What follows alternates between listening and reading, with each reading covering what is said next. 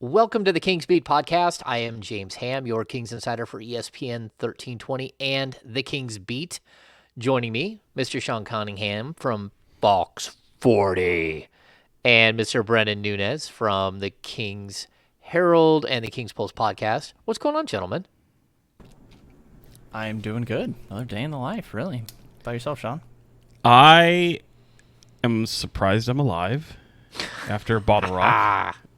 I was hoping we could turn this whole podcast into Sean's Bottle Rock review, and no, but it was fantastic. I got a little bit. If anyone follows me on social media, they know I get in there. I also had a brand new phone, which James is very happy about. I'm not going to drop this in a lake, Nope. although I do hear it submerges very well. It can take brilliant photography and video from depths below the surface. I wouldn't try it, Sean. Because as soon as mine went in the water, I tried to call it to see if it would light up so I could find it underwater. Nah. No. Myth busted. But, had an amazing time. I needed a day before Bottle Rock to kind of get prepared, and that caused me to miss the Warriors clinching the Western Conference Finals in person. I decided not to go down there. And then a day afterwards for Memorial Day to just decompress. And here I am, and I assaulted my liver over the past few days and spent the latter part of yesterday trying to recover it. But no, I'm feeling good. I even got some color on these pale stems, and so I'm ready to go. Favorite 2 or 3 performances? Oh, dear. Thank you for asking, Brendan. That's fantastic of you. I will say I took for granted it's Bottle Rock. It's bougie Coachella, as Bruno Mars likes to say. And it's just Metallica, but, these guys, their people are too old to just go absolutely insane and create mosh pits. I was wrong. I got beat up. Had a blast, though, in doing so. I almost tapped out at one point. But the best performances, I would say, would go to the Saturday and Sunday headliners, which would have been 21 Pilots, who are absolutely phenomenal. I know James has seen them before. And it's my third time seeing Pink, and she is quite a performer.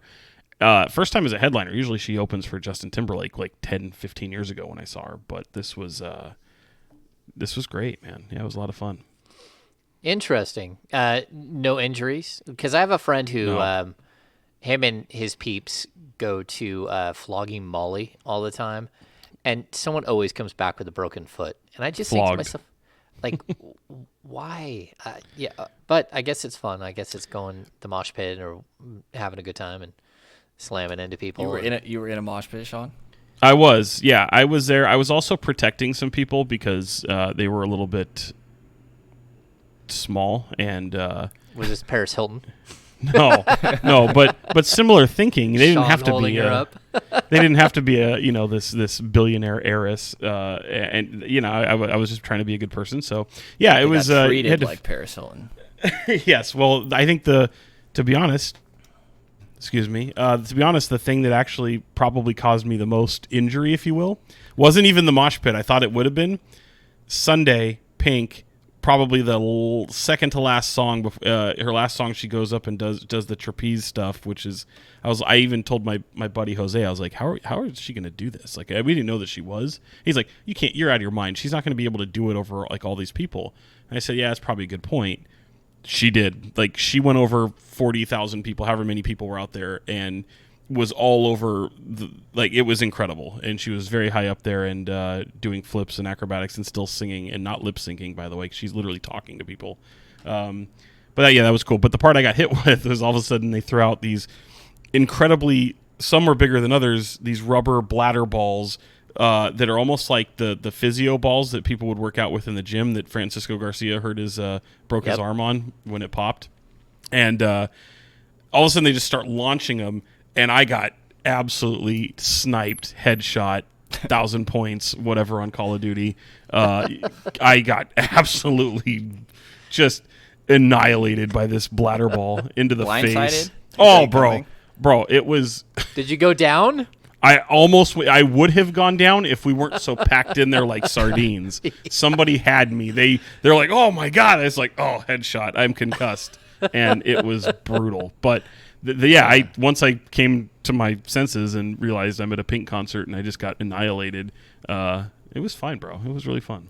That's awesome. Years ago, I saw Aerosmith. I think Collective Soul opened for them at Cal Expo, and it was packed. It was like that. It was like wall to wall people. We got all the way to the front. We were like 6 feet away. It was pretty crazy. But but on the way up there, the crowd shifted and this girl lost her footing, and I actually caught her on the way down and like was able to pull her back up before she got trampled. It was about to be bad because people. Was it Paris Hilton's mom? It was not. It was not Paris Hilton's mom. I'm not that old, Sean. That's awesome. Is that how this works? He gets the mom. Does she have a daughter? Oh God, that's funny. Sorry, man. I made myself laugh. That's hilarious. All right, let's get into this. We've got all kinds of stuff to talk about. Sacramento Kings went through like a 3-day pro day bench. They saw just about everyone, although I still haven't heard of them like getting an interview with Jabari or Chet or Paolo Banchero. But I guess that's what happens when you're at number 3. And when you're at number 4, the top 3 don't want to come and say hi.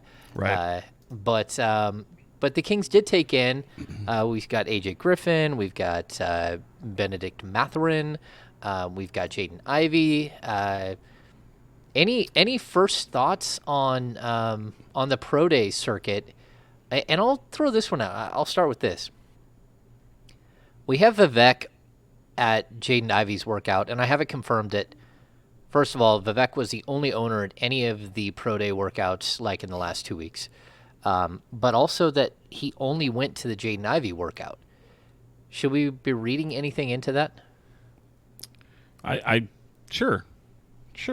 I don't maybe he was just, I don't know, maybe he was incognito that day. He was also dressed as if it was, 30 degrees outside in Southern California in the gym. He was wearing a hat. I don't know that I mean, he had it looked like 2 jackets. I mean, it was, I don't know. Maybe he was, I don't know. Maybe he wouldn't get spotted, but yeah, if you want to, I think there's nothing wrong with that. I don't think it means that they're taking him, but I think if the owner attended that workout and didn't attend any others, then yeah, that's a pretty big indicative sign of at least his thought process, and how involved he is. So I would take something away from that. Sure. Brenden? I refuse to believe anything when it comes to the draft this time of year. You got your I just smoke act screen like everyone's blinders lying. on, like Yeah. I just assumed. Did someone hurt you? Did you get burned? What happened? Yeah, they picked Davion Mitchell last year. It came out of nowhere. Like 40-year-old virgin. Smoke it in Brendan's eyes. Well, I will say this. You mentioned Jabari Smith and Chet. Someone sent me Jabari Smith, I guess was in Sacramento at the airport. I don't know if it was a layover, but I don't think that was real. No, it wasn't? Oh, okay. Yeah. It looked like it came from his... Don't believe anything. I don't follow him. I just saw it. And I don't... That doesn't mean he's meeting with the Kings when you're at the airport. It could have been a layover. It could have been a Could just be hanging really out in shitty Sacramento. layover, by the way. Why would you... I don't know why... Well, just say, like, the only one who put that out there, who had the screenshot that was out there was our friend King's Insight, who, of course, is blocked on Twitter because he keeps making fake James Ham Twitter accounts and tweeting fake information out. Oh. So he's the guy who put it out there first. So shout out to King's Insight. No, I'm not unblocking you still. Because you've made 3 accounts now, and every time People I have don't to forget. send my ID to Twitter, and I have to go through all of these things while my good name is besmirched by you out in the interwebs. But say it with your chest, James. Say it with your chest. That's Get the him. one where it's like, okay, I don't know that I believe this one. Yeah, I saw it. Hanging out in Sacramento. People vacation in Sacramento. I'll be honest, I was what they call Don Limonada. I was 3 Don Limonadas deep when I saw that. And I was like, no, Jabari Smith's at the airport. Did you retweet it? No, of course not. Of course not. I just took a glance. Yes. Yeah, it could be smokescreen. It could not be. Yeah. So when I think about this, like, if we follow the line of that the Vivek is going to be a voice in the room and that he's going to, meddle no matter what, wouldn't you want him being with Monty McNair, learning McNair's process, and wouldn't you want him being as informed as possible about the potential draft pick? Because if he is going to have a voice in the room, I don't want it being from him watching mixtapes of Jaden Ivey in high school. I actually would like to know that he actually saw the person real life and like, hey, look, there he is. Met him, shook his hand, had a short conversation, whatever it might be at these pro days. But does that make sense? Yeah. Sounds to me like you're talking yourself into this being okay. And I've already just accepted it. Like, I think Kings fans at this point should stop being surprised when they see him and go, oh, my God, there he is. It should be, no, that makes sense. That's where he is. He goes to Summer League. He goes to the draft. I mean, the guy goes to the draft lottery, bro. Like, why? I mean, I know this year it's at the Combine, but he would go when it wasn't. So just what I would say is stop being surprised at the presence of Vivek Ranadive and just learn to either put up blinders, like a blind spot for it, or just come to accept it and hope that the people that, I mean, he's part of it. You're rooting for a team where he's legitimately part of your brain trust. So yeah, I mean, if he's acceptance. I guess it's weird that he's the only owner that was there, but I think that it's completely normal for a guy that's that involved in an organization to be witnessing this. Like, it doesn't bother me in any sort of way that he's present. I think that I like more people are doing research, and I would assume that there's still conversations that go on with Monty McNair about it. Yeah, I mean, I have no issues with it. James, you're old enough to remember the Maloof era and the era before that, and Jim Thomas, who was famously never around. Mm-hmm. And people used to credit the Maloofs initially for being around, and they were going to get better, and they were going to be big fans of the team. And then when they started to go through some of the hardships, even before like rumors of selling the team and tanking the Monarchs, they were famously people would be fans would just be like, well, where are the Monarchs? Monarchs aren't present anymore. Or excuse me, the Maloofs aren't present anymore. They're not doing this anymore. Where are they? Where are they? Where are they? I guess it's a be careful what you wish for the people that just don't like the meddling, because I guess it's a be careful what you wish for, because he's everywhere. He's always courtside. He goes on the road frequently. He is everywhere with his team. Yeah, I guess in Vivek's defense, he hasn't tried to sell the team to Seattle, to a Seattle business owner, and move the team multiple times, right. And he didn't run out of money yet.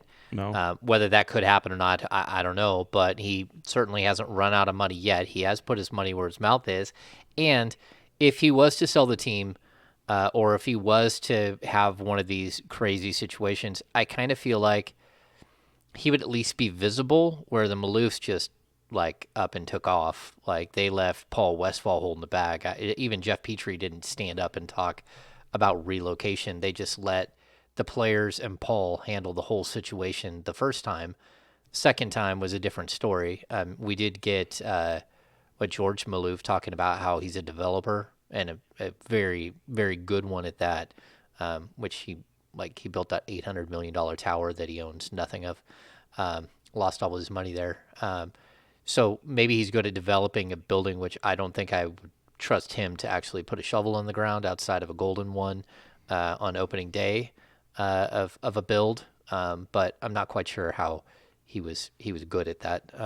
But again, that's a whole. I would expect that Vivek would at least have his say one time if he was to go out the door, where the Maloofs, like, that's not who they were. They just absolutely hid from the situation. And even the point I was drawing, I mean, you documented all that very well. What I'm saying is even before that, like, you're talking 06, 07, 08, like the final playoff run, and then the 2 years remaining before they even get into relocation stuff, and even before the market tanks and the Monarchs are gone. Like, that's when they were starting to get really hit upon by not attending games and not being present, and just to draw the kind of comparison again, it's one thing you haven't been able to say about this guy. Okay, so then I'm going to ask the follow-up question, which is this. Monty McNair Paul Johnson. Is it Paul Johnson? Yes. Okay, and then Phil Jabbar. Mm-hmm. They were there. Jabur. They were all there.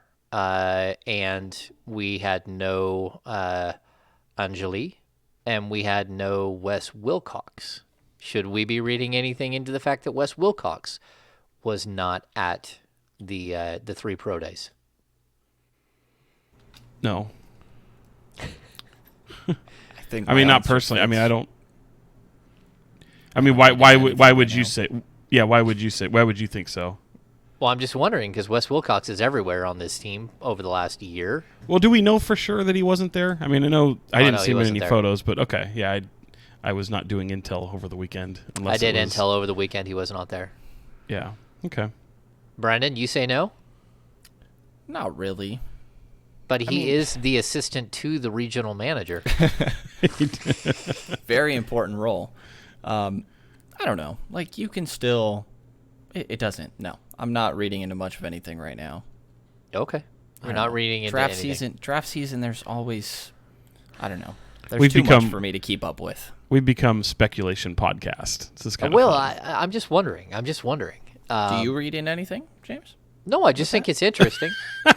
The way Brenden even... Do you read anything, James? No, I'm just like... No, I'm intrigued. I'm intrigued by the fact that he wasn't there. I did not check in as to why he wasn't there, but that's because checking in seems to be like yelling down a well at this point with the franchise. I mean, realistically, they wouldn't tell us who was at the 2 6-people workouts on Monday and Tuesday, let alone where they were going. So I'm going to guess they're going to not answer that question as to why Wes Wilcox wasn't there. But I figure it was worth at least asking the question. Okay, so let's get in. Brenden, you seem to be jaded. You're like very protective here. I'm with Sean. I think you got hurt by somebody in the draft process. Somebody done Brenden wrong. I'll do some self-reflection and find the answer for you guys. There we go. I know Sean was going through the 9 stages of grief just a few minutes ago. Mm-hmm. We've got to acceptance level. Acceptance. Sean. Acceptance. But Brenden, you don't seem to be bought in on Jaden Ivey moving into the top 3. You think it's smokescreen? Where are you at? Yeah, I mean, I think it's smokescreen. I could see somebody believing in Ivey and seeing the star upside. I think the floor with the other 3 guys is a lot lower. They're a lot more sure things. I hesitate to say that a little bit with Chet, but I've said on here before, I really believe in Chet, so maybe I believe in the floor a little bit more than some people do that feel concerned with his weight. And I mean, 7'1", 195. Like I get where the concerns come from. I just think there's enough other skills that override it. I think Jabari is exactly what you want in the modern NBA, with his ability to space the floor and switch on so many different positions defensively and just crazy length and truly elite shooting. And then Paulo, to me, like, I don't see how... I can't talk myself into Ivey over Paulo at all. I think the size... Paulo's a better passer and a primary option, much better passer. I wasn't all too inspired with much of Ivey's passes, although he did play off-ball a little bit, so maybe there's more there than he got to show at Purdue. But I think Paulo's a better primary option. I like the space creation from Paulo more. I think that Paulo's an okay three-point shooter. So to me, I think there is star potential in Ivey. I just like those top 3 a lot better. Yeah, we keep hearing these new comparisons, Sean. People comparing Ivey to Russell Westbrook. And I thought, like, the one thing that I did took away from his the video that we got to see of his pro day was that he's clearly worked on his core a ton. I mean, that dude is absolutely a ball of muscle. But Sean, do you buy the comparisons? Do you think he can move into the top 3? Oh, sure. Yeah, I do. I don't think this is a... I don't think it's a slam dunk, and I think if 1 through 3 happens the way we expect, sure, that's probably what will happen. But I do think that there's going to be people, if you took the collective pool of the NBA And if there's someone that really likes Jaden Ivey, well, maybe you have to move up to get him. Maybe you have to get into that top 3 to get him, and then at that point, you just draft him and you take him in the top 3. Regardless of how the 3 cities 1 through 3, those organizations feel, I wouldn't be shocked if any of them have him in there. And I think that ball of muscle, as you will, that Russell Westbrook, we hear the Ja Morant, the Donovan Mitchell, those comparisons as well. I mean, there's so many of those type of comparisons with him because of the athleticism and just the speed that flies off the shelf. I mean, the guy just can run out of the gym. Lateral quickness is just incredible. I can see it, and to bring Russell Westbrook into it, a guy who's never really a good shooter, the guy doesn't have the mid-range, but he has a real knack for getting to the basket. Jaden Ivey, isn't. I think he'd be lucky to be like Russell Westbrook in that regard, but he can attack the rim, but I don't know if he's that savvy around it, if that makes sense. Like, he certainly has the aggressiveness, but I think Russ is very crafty. I think he even came into the league very crafty below the rim and in the paint, so certainly Jaden can attack. He can jump out of the gym, and he can go for the hammer jam. But I see those comparisons. I think the speed is just phenomenal. I mean, that's one of the things that intrigues me most. If you're still have De'Aaron Fox or not, I mean, just having those two on the floor at the same time would be kind of fun. It'd be kind of a little bit of a chaos potentially, but I think it could also be a lot of fun. And doesn't mean they have to play that way, though. I mean, clearly we've seen coaches come into Sacramento with De'Aaron Fox and kind of go pull the reins back a bit. Now, what would you, I guess both of you guys, when you think about the potential of Ivey, if somehow the Kings stay at number 4, are you comfortable with him? Because I got to be honest, I've fallen in love with the athleticism, and I can see how, number one, he played a lot of off-ball at Purdue. He also played with 2 gigantic bigs, one of which is an exceptional passer, like a Sabonis-style passer, maybe not as good at this point in his career, but certainly he's played with players like Sabonis, and he knows how to cut. He's a guy who runs around like crazy off the ball and does a lot of athletic things off the ball. There are some concerns defensively, but every young player that comes into the league, let's be honest, outside of like Davion Mitchell, almost every other guy, you still have concerns defensively. Even Scotty Barnes, you think it translates, but you're not sure. So when you look at him, if he's sitting there at number 4 and the 3 bigs are off the board and the Kings haven't moved out, are you going to make that pick? I mean, I would if they're not moving. He's kind of the guy I've had circled for myself, which is a little scary because I don't love players that aren't great shooters. It's not that he's a bad shooter, and I think Brenden would agree with this. Right? Yeah, he's not a bad shooter, and that did improve from the previous year. But the mid-range thing is a little bit interesting. I know players aren't really that way, but even if playing with someone like Fox, who has that kind of down, that little free throw line jumper is kind of his bread and butter right there.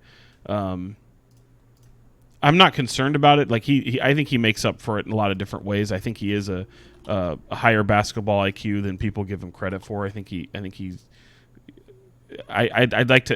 there's question marks regarding the jumper. I think there's a little bit of question. I don't know if it's necessarily a weakness, but I would say there's probably some question there if it can be in the NBA.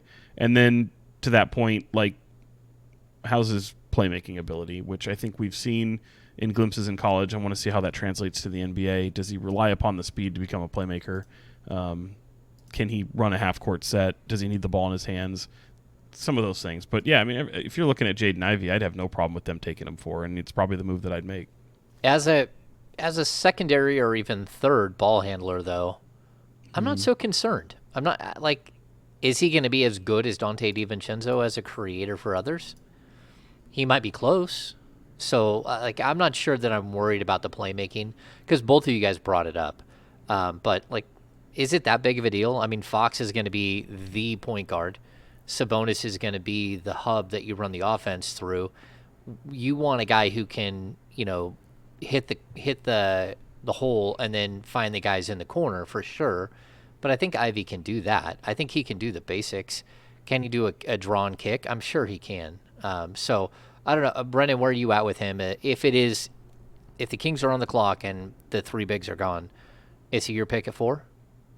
He is. To continue on the playmaking a little bit, I think that he's very Donovan or Davion Mitchell-esque with the playmaking. Like, I think he makes what you're saying, like all the basic reads. Yeah, he just doesn't do any sort of advanced reads or like try all too many creative passes. And that was the improvement kind of from year 1 to 2 with him. It went from 1.9 assists to 3.1 his second year at Purdue. For reference, Westbrook averaged 4.3 the year he came out of UCLA. Fox averaged 4.6. So any concern or like reason to bring up the handle or the playmaking, with Ivey in context of Sacramento, I think is just talking about what his ceiling is as a player. Can he be a primary guy and kind of projecting the level of prospect that he is. And I think that that's what would need to unlock for him to become like the star of the team or a team, which I think is in the cards. But certainly not what Sacramento needs him to do right away, which could be a little bit of a sweetener in there, give him a little bit of time to develop as a playmaker and have less pressure on him from the beginning of his NBA career. I think I'm with you that the athleticism is just too much to pass up on. I think that if there's improvements to be made with the shot, which went in at an okay rate, 35.8% last year. On catch and shoots, he was 52.2 adjusted field goal percentage and was much better when he was wide open. I don't think anybody can just like ignore him from the 3-point line. He's really confident too, happy to pull it from deep. So I think the potential is there, and at 4, it's hard to overlook potential. And I don't think there's anybody else, if it's the same top 3, that I see still on the board with that type of potential. What might make me nervous, especially as James was alluding to, if Jaden goes into the top 3, but let's pretend it doesn't. Let's just pretend it's 1 through 3. Well, if it goes 1 through 3, as I think most people are expecting, and you asked me a minute ago, James, if I could see it, but I wouldn't bet on it, right? I think 1 through 3 is going to be the Jabari Smith, Chet Holmgren, and Paolo Banchero. However you mix those guys around, it'll be 1 through 3 that way. All right, then it comes to Sacramento. Now the draft starts. That kind of scares me a bit because now it becomes the unpredictability and the wild, wild west. And that's, again, to the point of where I've been saying for the past few weeks, like exploring the trade market is something you almost have to do. You have to absolutely do it, but you have to be prepared to take the pick. And so you're doing both, but if you're a Kings fan and you're sitting there and you go, boy, the draft starts when the Kings get on the clock, and now here comes it's the unpredictability of what might happen, I understand your cause for concern. Yeah, I think the interesting thing is that we're comparing him to Donovan Mitchell, to Russell Westbrook, to name that elite playmaking, offensive weapon guard. If he's even remotely close to any of those guys, then he has to be the 4th pick in the draft. For that matter, he very well should be the 2nd pick or the 3rd pick in the draft. If that's who he's going to be that good. And we don't know that he'll be that good, but even that style of player, it sure is hard not to see where there is potential for him to move up. We don't have Sean all day today. Sean's got to run because we had to push the podcast back. Long story. I had to go on Fox 40 to go help out our friend Scott Moak.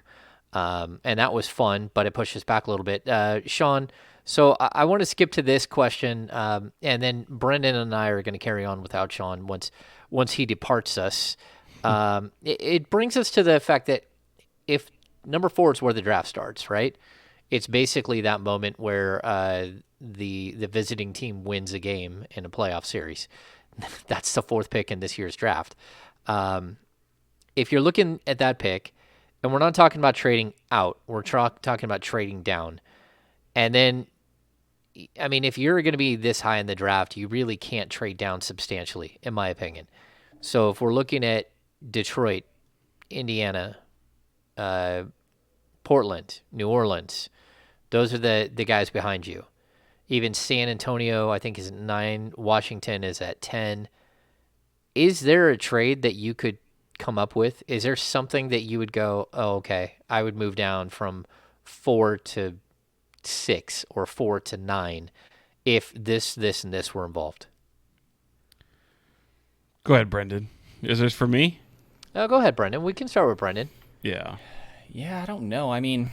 If there is a Sadiq Bey or a Jeremy Grant on the table for the Pistons? Sure. I don't think it would be. Even if Rashawn Holmes was returning back, I don't see them offering that to move up one spot. Even then, yeah, I mean, I would consider that. I just don't see it as all too realistic. Malcolm Brogdon is a name that comes up with Indiana in 6. Maybe there's something there. I think Brogdon's intriguing. Could you still get Keegan Murray, for example, at 6? I don't know. There's a lot of times I think about it, like Kuzma in 10, but overall, like, it goes back to what I said last episode. Sacramento only gets so many chances at a star, and I think you stay at the top and take that swing. Yeah, I just don't know what it looks like. You know, I'm sure they can get creative, but of the teams that you're seeing there, I think, you know, there's things to be had, I suppose. You kind of have to get creative. Like, certainly with New Orleans, well, it's like, okay, I love Brandon Ingram, but I don't know if that's going to be on the table, right? So you're going to No. I don't think that's going to be something that you're going to go with. One of the ones I keep looking at is New York. Not that they should necessarily make this trade, but I think the Kemba Walker situation is a little bit interesting. With 2 years remaining on his deal, that's right around $9 million. I don't know what New York's going to look to do there. I don't know if he's he almost did like a John Wall thing, and they didn't really play him, and it was kind of weird last year. So I know they have a pretty bloated Evan Fournier contract that there's some possibilities there. I know you mentioned Malcolm Brogdon. That's a team that's been linked to Brogdon since like December. So I think there could be some interesting possibilities. And another one that had popped up today. Of course, this is looking a little bit farther down the list. I mean, they don't even really have, I got to remind myself where they have. Yeah, they're not even in the first round, is Toronto. So like if Toronto wants to get into the first round, and they're already getting reports of OG Anunoby, or certainly, Siakam has been pretty well documented on this podcast, and I think there's some possibilities for sure. I just don't know that it exists with those cluster of teams that you've identified, James, in moving down just a little bit. Yeah, because even if it's the Knicks at number 11 and you're going to go down to 11, I mean, you're not going from 4 to 11 without RJ Barrett or Julius Randle on the table. Like, if you're the Kings, it's a non-starter, and I don't think I'm taking Randle off their hands. I don't think Randle will work with your current team. Now, RJ Barrett, I mean, at 21 years old, okay, I got my starting backcourt for the next decade. And I'm looking at number 11, but will the Knicks do that? Would they consider that? And that would be tough too. So, I think it's going to be intriguing. Like, if the Kings are going to move, it's almost that they either have to move way down or out in order to make this thing work. And that's really difficult. Sean, you got a duck out here? I do, yes. Okay. You got it right on the dot, buddy. That was really impressive. Yeah, so I guess you hit the post, is what they say in the DJ business. There we go. I'm going to hit you with this, though, just before you walk off. What's your finals prediction? Oh, boy. Looking forward to being down there for sure. I hope Boston can give them a series. I really do. I just don't see them doing anything, and I actually think it might be a little bit of a disappointing series. So if I had a gun to my head, which James just pulled on me over Zoom, I think I'm going to take Golden State 4-1. Ooh, the Boston disrespect is crazy. Isn't that crazy? Well, Brenden and I will put on our picks in a little while, but Sean, thanks for joining us. We'll catch you in a little while, man. Later, Sounds good, bud. Appreciate it. Okay, Brenden, I got to fix the overlay. Not that one, not this one. Maybe this one? Maybe that way? James Ham. Look at that. All right, so we're going to keep going on without Sean. I guess we'll just continue that, Brenden, and then we'll jump back into the trade options. What do you got for the finals? I feel like too many people are just picking Golden State here. I feel like it's close enough, and I kind of feel like a coin toss between the two, that I'm going to lean Boston in this one. And they've been really good on the road. Beat Milwaukee, Miami on the road in some crucial games. Going Boston in 7. Boston in 7. Okay. Their defense is really good. Sean said Warriors in 5. I think the Warriors can end this in 5, but I think it's gonna be Warriors in 6. At the end of the day, I know Boston is up and coming. They just don't have the experience in the finals, and it's just a different level of I basketball. think it's different than Eastern Conference Finals too, because they've been to so many Eastern Conference Finals. I think it is, and like their group has changed slightly over the course of time. Where, like, look at this Warriors team that's going in. I mean, they've got so many guys who literally have been. This will be like their 6th final together. So even like Looney and Andre Iguodala is back, and whether he plays or not, who knows? But Draymond, Steph, Clay, that team has just been. They're a well-oiled machine that all it takes is one of them getting hot and it's game over. And then just the way that Wiggins has played, I think him against Tatum is going to be like must-see basketball. But if he can slow down your biggest weapon even a little bit, like what they did with Luka. And even still, they allowed Luka to do a lot of things, just not hurt them as a passer. I think that's where Tatum is more defensible, where you can actually defend Tatum, where Luka becomes so difficult because he is such a smart passer that he still impacts a game when you do take away or make his life difficult on the offensive end. So, I don't know. I think it's going to be interesting, right? Yeah, I mean, I don't know. Maybe this is like my inner Celtics fan from years prior that's like slightly showing sometimes here, but they just beat the Brooklyn Nets in the first round, the defending champ Milwaukee Bucks in the second round. They were down 3-2, went on the road and won a game, and then won back at home. And then without Chris Middleton, though. Without Chris Middleton, that's true. And then they just beat the number 1 seed in the East, and I agree. Andrew Wiggins has played phenomenal defense. Tatum was just being guarded by Jimmy Butler. So, okay. Yeah. No, I mean, Jimmy Butler's a great defender. Yeah, and Tatum has shown up. I mean, he's been great. He's been great in playoffs. Let's get back to this. Okay, so basically the question that we're asking is, can you move down? And I don't, Brenden, is there anything else that, like you talked about Malcolm Brogdon? Brogdon's under contract for 2 more years. He's 29 years old. He's a young 29, so I mean he'll be 30 probably by the end of the season. But still, that's a bit of a risk on a player who has had some injury history, but who's also one of those second-round picks who makes good. That's intriguing. There's really nothing that Portland has that truly intrigues me. Clearly, they're not moving off a Dame. So once you get past that, Simons doesn't really work with the Kings. Nasir Little and Jason Hart is an interesting package. Josh Hart. That's an interesting package, but I still don't think that's enough to move from 7 to 4 in this year's draft. And I think as we've gotten deeper and deeper into the draft coverage, it feels like there's separation between 4 and 5 and 6. And I think at one point we kind of I had it as a top tier of Jabari and Chet, and a second tier of Paolo by himself, and then third tier Jaden Ivey, maybe Shaden Sharp, as that third tier. And then from there, then it gets a little bit crazy with AJ Griffin and Mathurin and Keegan Murray and sort of that lump of players. But do you see that separation? Because I certainly see the separation now where I think it's become still a 1-2, and then Banchero, and then Ivy by himself, and that's your top 4. And I don't think we're going to see anyone else crack the top 4. Yeah, I think it's the same. I think I have Paulo, Jabari, and Chet all in the same tier. Paulo's playmaking is really intriguing to me. I think the space creation's there. I'm also, just this morning, rewatched his game against Gonzaga early in the year where he's just on fire from 3 and had 18 points and a half. So maybe I need to cool down off that game a little bit still. But I think Paulo is in that top 3. And then I have Ivy in a tier by himself and maybe Sharp. I don't know. Haven't heard great things about Sharp. And he's just such a risk. So I think that maybe some teams could place him in the same tier as Ivy. But to me, there's nobody else with star upside that's really sitting there. At least a fair shot of star upside.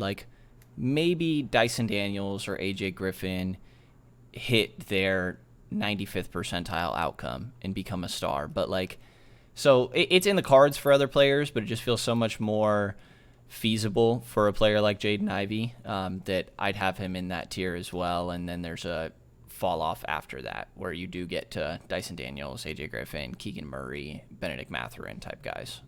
It's funny. I like Mathurin better than I might have even moved him above Sharp at this point. So I might, like after 4, I might go something like Mathurin, Sharp, Griffin.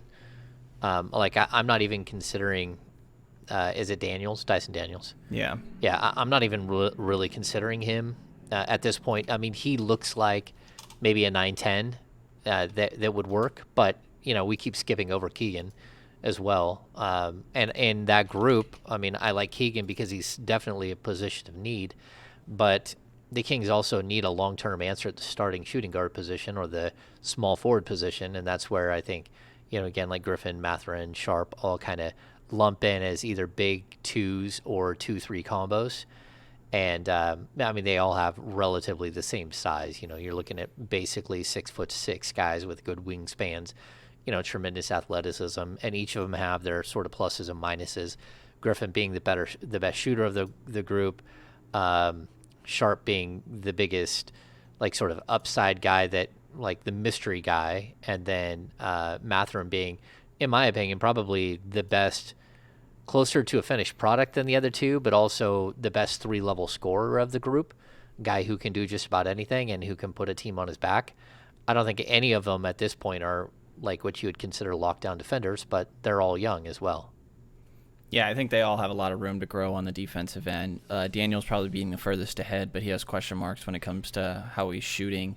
And we all know the Kings cannot deal with players with question marks when it comes to their three-point shooting.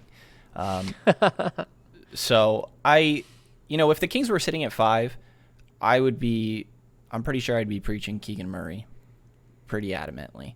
Because I would assume that Ivey's the 4th. I do think that upside is really there. But after that, the hesitation with Murray and the reason I don't have him touching Ivey's tier is the difference in upside. It's not just that Jaden Ivey has the athleticism to work with, and that's like the molding ball of clay that you get to start with. And if he can pick up all the things that are missing in his game, which a lot of them are typically viewed as like teachable, like reading the floor, making better moves and decisions on the defensive end, then there's a star there for Keegan Murray. This is a guy that was maybe the best player in college basketball this year, 23 points per game, right? 55 from the field, 39% from 3. So about 15 shots a game, but he does it all within the flow of the offense. So like I said, 15.8 shots a game, and he only gets 60 total possessions on the year of isolation. There's only 36 possessions of him as the roll man, 18% as him as the ball handler in the pick and roll. It's just all within the flow of an offense. And this is where, like, I think Keegan Murray is slotted to be a damn good role player in the NBA. I just don't see an upside higher than that for him. Yeah, I mean, look, I think people think that I don't like Keegan Murray. That's just not the case. I'll say this, like, his draft age is almost 22. He'll be 22 before the season starts.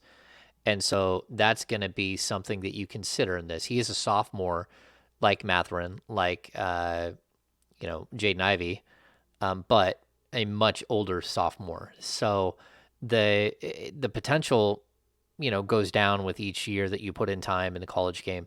The fact that he improves so much from one year to the next, to me, is a little bit of a concern. The fact that, I see the stats, go even up on the board while I'm watching him play.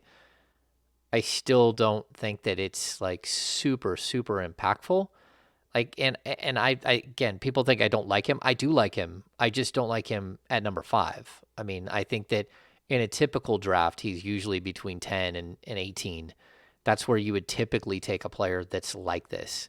Again, if he works out and he's as good as, I bring it up every single pod, if he becomes as good as Saddiq Bey, then I think, then that's a good pick. But you have to remember the Saddiq Bey was the 16th pick in the draft.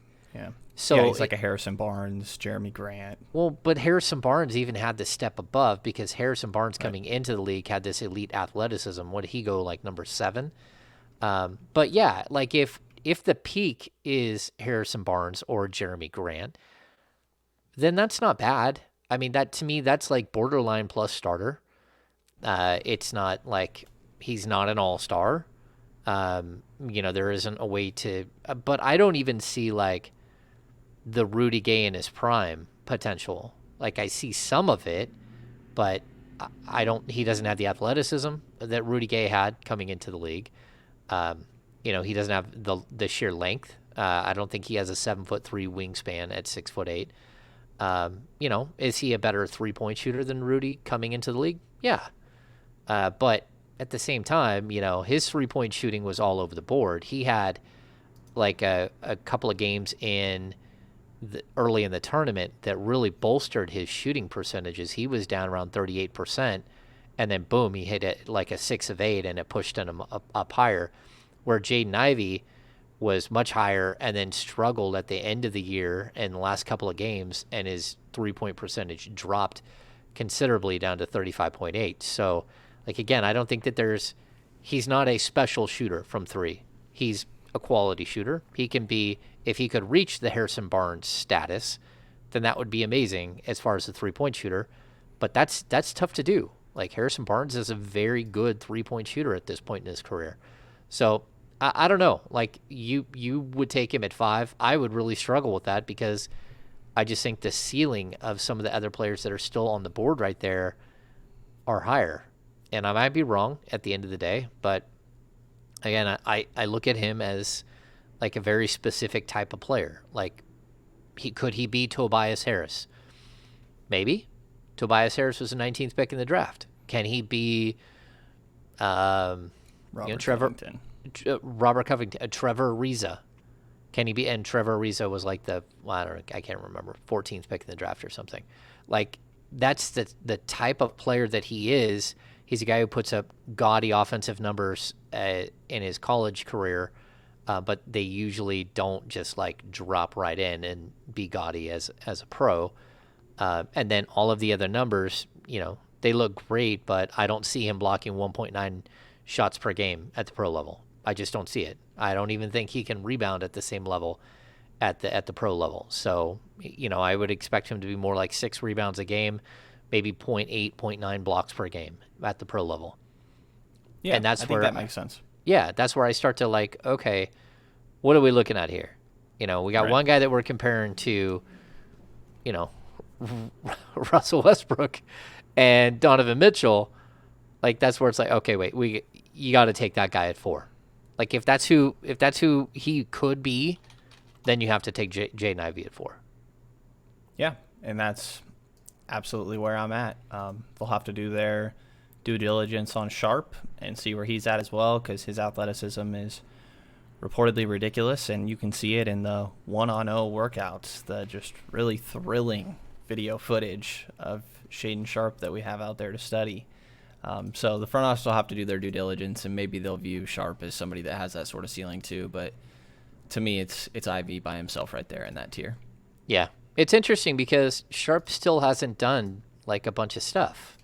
Like, we haven't, he did have a pro day, right? So the Kings talked to Shaden Sharp at the Combine, and then he had a pro day outside of, first of all, he left the Combine early, and that was, of course, written off to he had a scheduling conflict and was already pre-planned.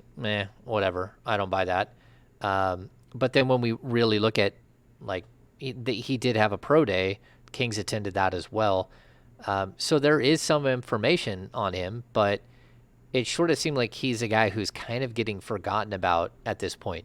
And I could actually see Sharp dropping to like number 9, number 10, where someone there goes, okay, like, look, the potential is too high. We have to draft him here.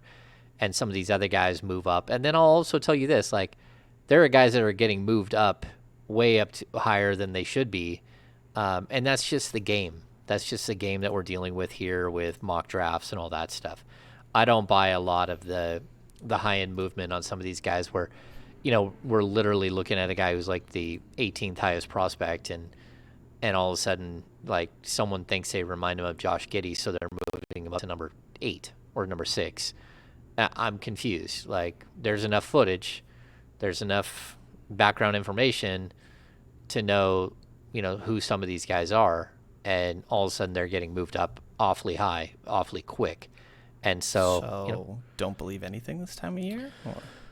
Yeah.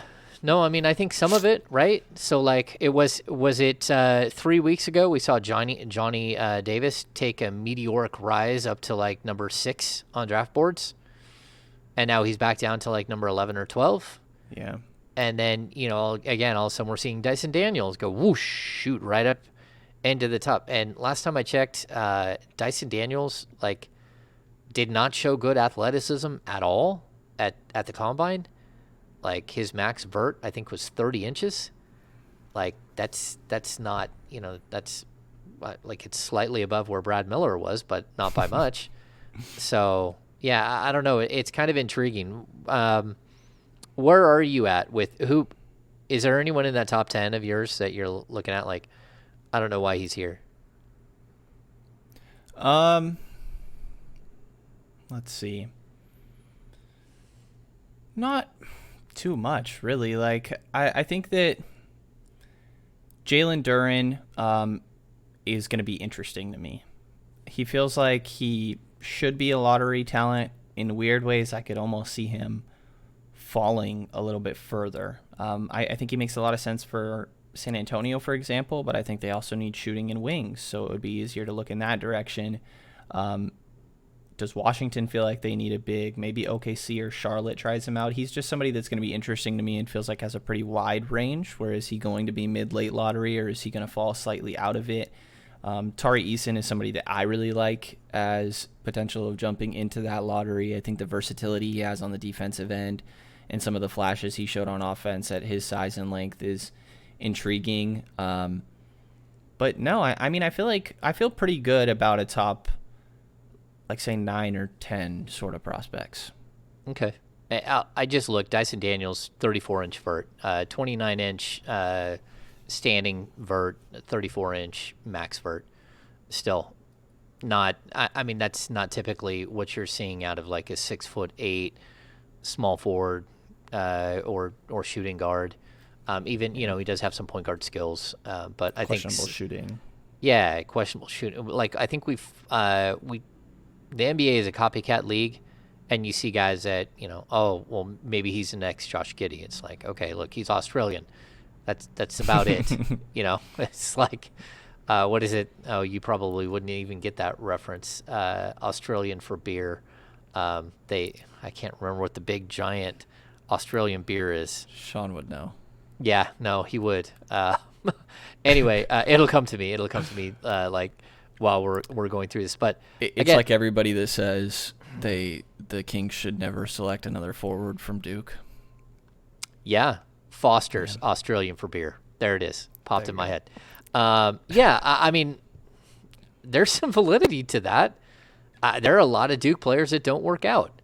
Like, there are. And so I'm not saying, like, don't draft a Duke player ever, but I'm certainly saying that you have to be leery. You have to do your due diligence. You have to make sure that you think that their mentality is right. And we had that weird thing today where Paolo Banchero said he doesn't want to go to Oklahoma at number 2 because he's a Seattle Supersonics fan and he hates the Thunder. And I'm like, oh, okay, that's intriguing. Like, there is a bunch of weird stuff. I'm sure Paolo will come out and say, I was joking. It's no big deal. Yeah. If OKC drafts me, I'll go live in the desert where, snow cones are popular and, like, you're worried about tornadoes or or like the frigid cold. It snows all the time for some reason. I'm not even sure why. If he goes to Houston, he's gonna have to play OKC a lot. That's true. And like, look, I think there is a way for Jaden Ivey to go in the top 2, in top 3. Easy. Like, he is exciting. It is a guard league. Would he fit with Jalen Green? I don't know about that. All the top 3 has guards. Orlando has Cole Anthony, Markelle Fultz, RJ Hampton, and I feel like there's one I'm forgetting, Jalen Suggs. Oh, they got a lot. Yeah, OKC maybe. They have Shai. They have Giddey, who likes the ball in his hands. But more of a small forward. Yeah, and Shai could play the 2. So I could see it. There's Trey Mann, who's probably not somebody that is affecting your draft decision at 2. Nope. And then number 3, it depends how they feel about Kevin Porter Jr. in my mind. Like, they made him they're the not point making guard. a decision based on Kevin Porter. I guarantee it. That would make sense. They Yeah. kind of moved him into that point guard role last season. Jalen Green, Jaden Ivey is as athletic of a backcourt as De'Aaron Fox and Jaden Ivey. Yeah. So, no, I see the that would be intrigue. intriguing, right? So, Yeah. so I definitely do see it. I think that there's totally a possibility. And those teams, like I told you last week, I've heard that OKC isn't enamored with Chet Holmgren at number 2. And that they do like Jaden Ivey a lot. And that's why there was potential for a Kings Thunder swap from 4 to 2. If the Kings thought there was enough value in going up to get Holmgren, if they thought he would be the guy, or Jabari if he fell to number 2, which I still, again, everything I've heard out of the combine was that Jabari is going number 1, and that Holmgren should go number 2, but there's some question mark when it comes to whether or not OKC is in love with him. But yeah, I still I'm in think love with him, James. You are in love with Chet Holmgren. He's intriguing, isn't he? I'm in the middle of my profile right now, too, so I'm deep in Chet Holmgren territory right now with my film work. A very good way to tiptoe through that statement. What is it about Chet that would make you move up? It's that he's... I don't want to be overdramatic here. I feel like he's perfect for what the Kings need alongside Sabonis.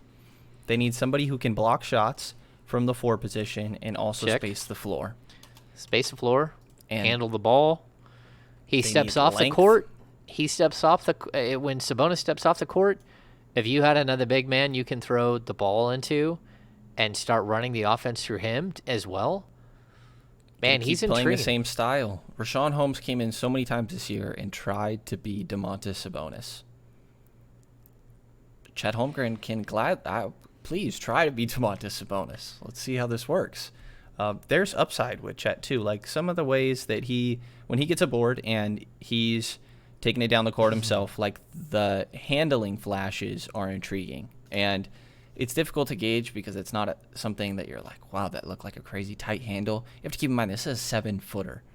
And some of the confidence that he has in his pull-up jumpers, I don't know, the length is ridiculous. And I understand the concerns with him handling physicality at the next level. I mean, being 15 pounds lighter than Evan Mobley is certainly saying something. But Chet Holmgren has been glad to play physically all season long. A lot of times when he gets bumped out of the way, his hands are still so long that he's still contesting the shot. And Sabonis can be the one to deal with opposing post-ups. It's really easy to see it with Chet, too, when you watch the Gonzaga games because he was playing alongside Drew Timme so much. Yeah. 7'6" wingspan. That's what they're listing. That's the rumored wingspan of Chet Holmgren. And he's functional with his wingspan. Like there's... I don't want people to get this wrong and say that I'm comparing Chet Holmgren to Nemanja Bjelica. But there's... Bjelica has an ability to absorb contact in the post with his hands straight up in the air, take the opponent's leverage out of their leap, stay with them and block a shot. And that's what I see from Holmgren all the time. He's able to, but he can do it in speed. He can do it in space, and while tracking a player, he stays in front of his man, takes a contact, absorbs it, but stays straight up, and then his arms go on forever, and you can't get away from him. And so I think he's about as intriguing. Again, we have no idea how it's all going to translate to the next level, but when we talk about a 195-pound guy, this isn't 1987, right? This isn't, he's playing the 4 in Sacramento. Yeah. So, he is going to play the floor. He is going to be able to take on a lot more, of the new perimeter 4 the stretch four in that's in the NBA. That's you got to stay with them. You got to be athletic enough to stay with them. But guys like Davis Bertans, you're gonna have to stay with him. You're gonna have to track him all over the court. So anyway, I'm intrigued by him. We didn't get to one of our other topics, and the business of basketball was our picks. So Brendan says Celtics in 6. Seven. James says Warriors in 6. Sean says Warriors in 5. I think those are all intriguing. I'm kind of I want to see how this plays out because it is like the old guard versus the new guard. But we're going to cut this podcast short this week. Today. We've got another podcast on Thursday, and we've got way too much stuff happening all around us where all of us have responsibilities nonstop. Brendan, do you have any final thoughts? On the finals, Klay Thompson's my X factor here. This is a really good test to see how up to speed he is after his extreme break that he got dealing with those injuries, because if he's the one checking Jaylen Brown, that's somebody that'll test how well you're moving. I agree. I think we're going to see Wiggins play more on Jaylen Brown and Klay more on Tatum. I think that's just a better matchup. Tatum's a more methodical offensive player. He does have flashes of like extreme athleticism, but not like Jaylen Brown. So I would expect that to be a bit of a change up. I think it's gonna be intriguing. Do you have any final thoughts? Player of the year against Steph Curry. It's a fun one if he can stay on him. Yeah, I'm intrigued. So that's your final thought. Yeah? Yeah, just that I'm really excited for the finals. I think it's going to be close. It's the two teams that I grew up rooting for, so that makes it interesting from my point of view. There it is. All right, well, that's going to do it for this edition of the Kings Beat podcast. If you're watching right now, make sure to give us a thumbs up and make sure to subscribe. We'll be back on Thursday. We'll have a bunch more content to go through. It won't be as mixed up, jumbled up all over the place just because we've had, Sean had to duck out and all that stuff. But it should be a lot of intrigue heading towards the June 23rd NBA draft. So for Brenden Nunes and, of course, Sean Cunningham, I am James Ham, your Kings Insider, for ESPN 1320 and the Kings Beat. We will see you on Thursday. Have a good afternoon.